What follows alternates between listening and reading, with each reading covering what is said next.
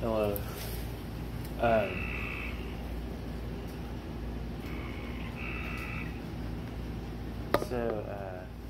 This is gonna be like a back patio range discussion.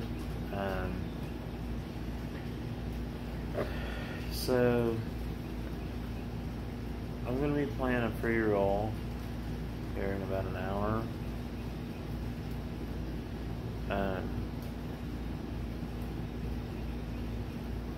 And I've got,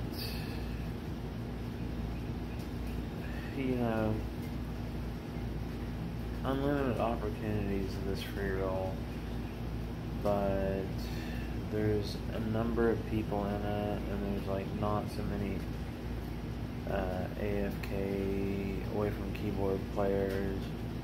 So the strategy is, this is the poker tournament strategy here. So my starting hand strength, what I used to call with, which would be like the 2 hole cards that I'd start with, what I'd come into the action or the call the blinds, or even call it raise with, are going to change on my online tournaments to, I'm not going to go in with my previous calls or anything. What it's going to be now is, so 10s, pocket 10s, jacks, queens, kings, or aces, I will play. Ace, queen, or better, so ace, queen, ace, king, I'll play. So that means that any sort of suited hand, like king, jack, will be folded. Even suited king, jack, king, queen. King, queen's the one I have the hardest trouble with deciding. I think that if it's suited, I should probably play it in this tournament, and that's what'll come up as my, I think it'll depend on like ICM things, if I get dealt king, queen, and like, I think I should go for the king, queen if I need chips.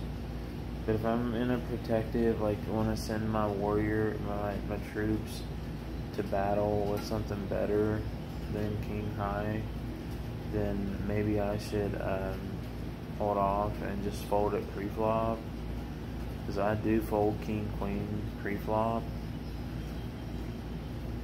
So anything, so that's that, like queen, jack, queen 10, no matter how much I want to play queen 10, I'm just going to open fold it.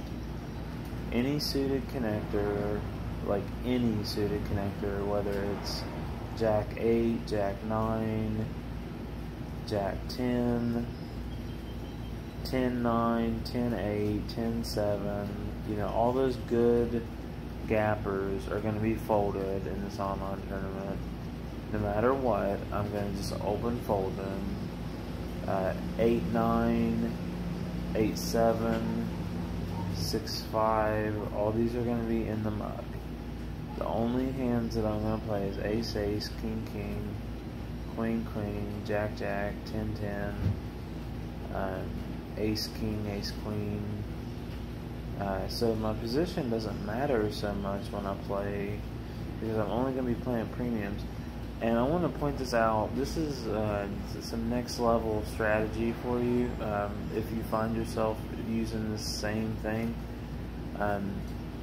When I do wake up with these hands, which are a few select hands, it's very tight range, which means I won't be playing maybe 5 or 6% of my hands. But this will, I don't know that if doing the opposite of this on the hands that I have to bluff, if my bluff range is like too frequent, will I get called as much? I think that's true that it will. But if I if I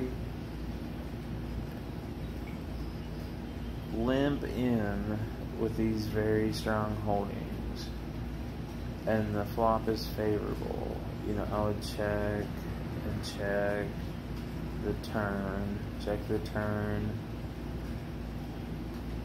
or try to build the pot. If I play straightforward, if I'm playing straightforward, I try to build the pot, especially if it's multi-ways. I build the pot and then do a value bet on the flop or the turn,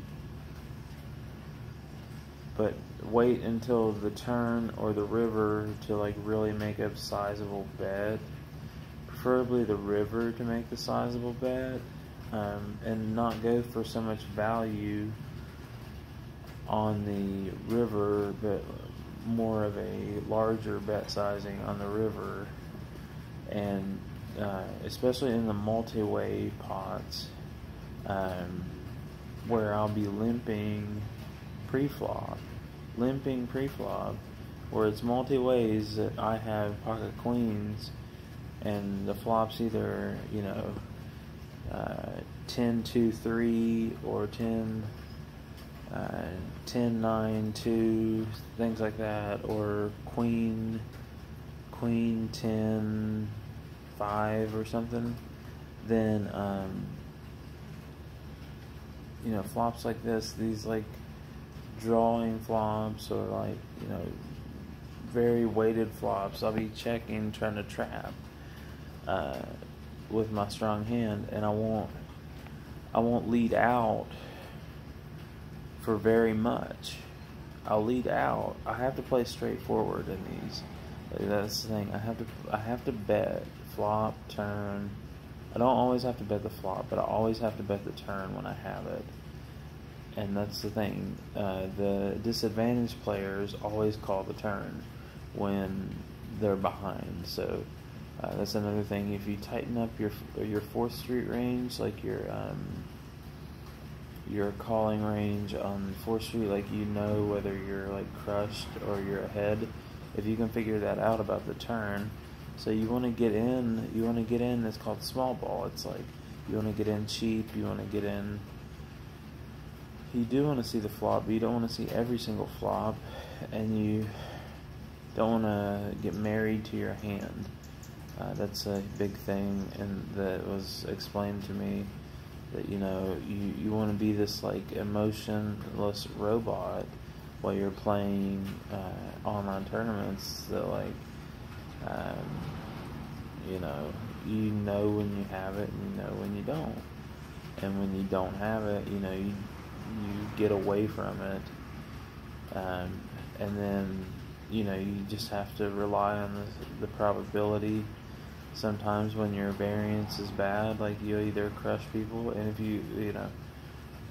if you crush people all the time, then, you know, you want to slow your betting down till the later streets, because you can trap that way. It's a thing I read in a poker book. It was like a thing, and the ranges. I got another minute here on my vlog for the upload time. Another thing I read in the book, that during the No Limit Hold'em games, people's ranges, especially in these, they'll play the ace rag hands, especially like the ace 8s and the ace 7s. So when you're in a Texas Hold'em game, you know, you'll see the people calling with ace 8 suited.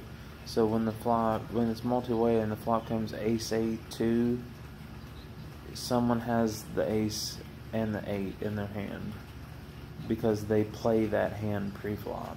So if you have ace jack, you're behind 90% of the time after that flop.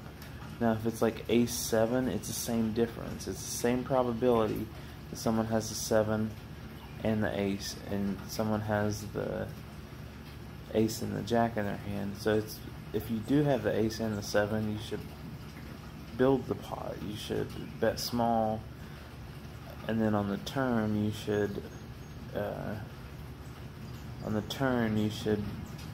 start betting larger on the turn. And then like I said, the disadvantaged players won't know this and they'll still call, and then tilt happens and things like that, and they make bad calls on the turn and see the river, and usually don't hit the river. So you can still bet for value on the river and get paid off, and then it tilts them. But thanks for listening. Hopefully that part at the end about the range of the ace and the 7, and hopefully that helps someone with their game, their starting hand range. It's just something I've learned. It took a long time to learn, but that's the way the No Limit Hold'em tournaments are going. Cash games are not quite as bad, but they're the same way. And thanks for watching. Alright, bye.